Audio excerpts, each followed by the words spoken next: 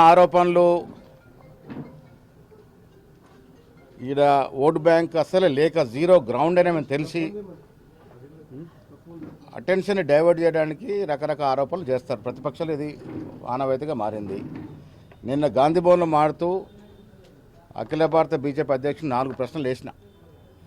8 మంది ఎంపీలు 2 మంత్రులు ఉన్నారు ఈ రాష్ట్రం నుంచి. 12 ఏళ్ళుగా ఏం వెలుగబడ్డారు ఈ రాష్ట్రానికి? నిన్నగాక మొన్న ప్రవేశపెట్టిన బడ్జెట్లో గుండు 0 ఇచ్చిరు తెలంగాణకి. ఏ ముఖం పెట్టుకుని రాష్ట్రానికి వచ్చింది ఆయన? దీనికి జవాబు చెప్తాడా? దక్షిణాది రాష్ట్రాల మీద ఇంత వివక్ష ఎందుకు? మేము ట్యాక్స్ కడుతున్నటువంటి లెక్కకు తగ్గించి మాకు వాటా ఇస్తున్నటువంటి పరిస్థితి నిజం కాదా? ఈ రాష్ట్రానికి ఏం ప్రాజెక్టు తీసుకొచ్చినారో ఓట్లాడుతారు మీరు బీజేపీ వాళ్ళు. విభజన హామీ చట్టంలో పొందుపరిచినటువంటి హామీల గురించి ఇంతవరకు ఊసే లేదు. మాట్లాడిన పరిస్థితి పాపాన పోలే. బండి సంజయ్ గారు